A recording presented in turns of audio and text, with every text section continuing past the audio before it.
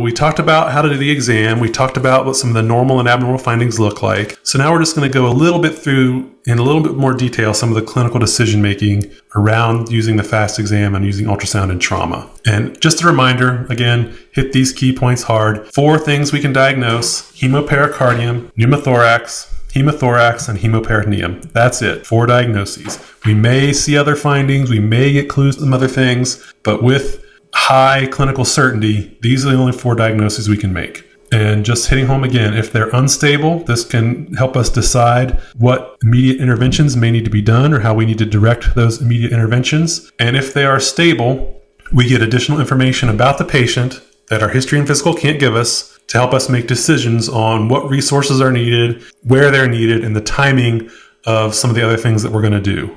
And again, as we've talked about, this patient's okay to wait until other patients go get CAT scans, or this patient is okay with just 1 IV right now. However, this patient who's got the positive FAST exam, even though they're stable, we need to have an extra IV, a nurse with them, blood in the room. They go first for CAT scan before some of the other patients. Or if we're in a setting where we know we've got to send this patient away, we can start deploying resources to get transport to a higher level of care, and we don't need to wait for CAT scans or other information. Maybe we're going to get the CAT scan while we're waiting for transport, but we have the information we need to make that transport decision without delay. And we talked about these to some degree already, just to reemphasize some of our decision making. So we've got the patient with trauma to their thorax or trunk or abdomen or back. Do the FAST exam.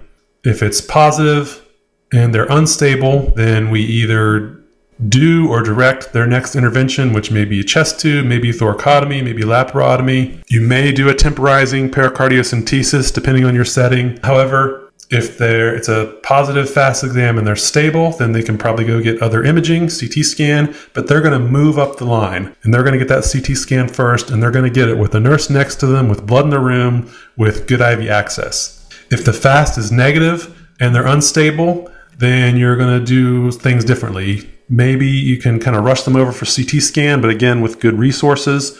Maybe you would do a DPL, depending on, again, your setting.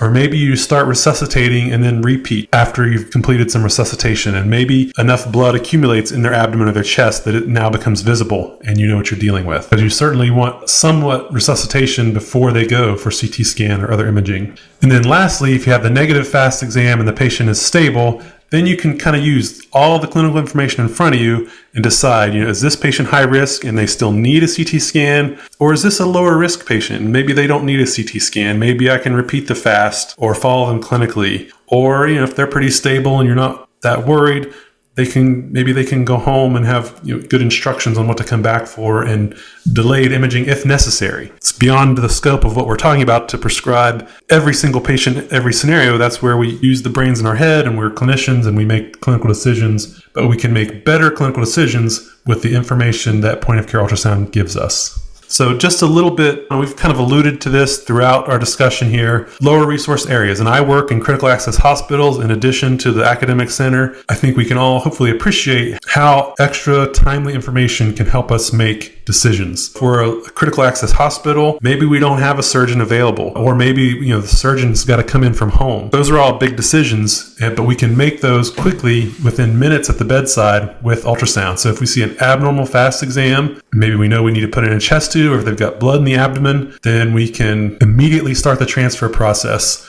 within minutes of being at the bedside versus waiting for the patient to go for a CT scan and then kind of waiting for that to come back, and either you look at it or get read and then decide. You can know within minutes at the bedside, do I need to activate or start down the path of higher resources? If it's normal, again, you're in a critical access department, you're the only doctor there, you've got a department full of patients, and you got a pretty stable patient with a normal FAST exam, then okay, the patient with the pending stroke CT can go first. Or I can tell the nurses, you already got an IV in this patient, go take care of that patient that I think has a dissection. And this patient who looks pretty good and pretty stable can wait because they've got good vital signs, a normal FAST exam. And even though I maybe want to do more workup, the urgency of their care maybe moves down the list a little bit. Again, clinical scenario, clinical decisions with the whole department in mind.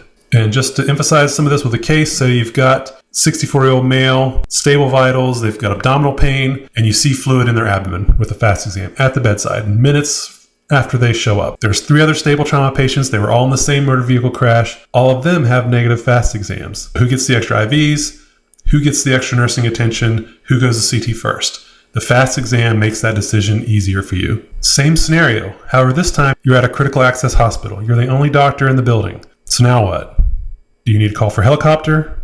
You've got 4 units of blood in your blood bank. Do you need to go ahead and get that and start resuscitating? What kind of access do you need to get? Is another IV good enough? Do you want to put in a large central line? Something like that. Decisions that you're going to want to make as you work on the next steps in this patient's care. Can you get a CT scan? Do they need to go to CT first? Or do you work on activating transfer resources and maybe the patient can go for CT or not? Do you need to accompany them to CT because this patient may be unstable or may decompensate quickly and you need to be with them? All decisions that you can make better, more quickly, and with more confidence using ultrasound in these patients. If you're in a big center and you have an abnormal FAST, you get faster attention to those patients. You can expedite intervention decisions. You can prioritize resources in their care. So then last, again, I think we've kind of beat these things to death, but I think these are important points and why I think the FAST exam and ultrasound and trauma is still relevant even in the modern day of taking care of patients with CT scanners close. If it's abnormal, they get faster attention, more attention. We can expedite our decisions. We can prioritize nursing and ancillary resources in the care that we give to these patients, even in larger referral centers with lots of resources. I hope that makes sense, and I hope that kind of helps to address some of the thoughts or questions or concerns that sometimes come up around, why do I need a FAST exam when I've got a CAT scanner next door? And I think, at least in my practice and the way we see patients and recognizing that we don't see patients in isolation, hopefully we can see how the FAST exam and using ultrasound and trauma can help us manage a department full of patients, no matter what our clinical setting.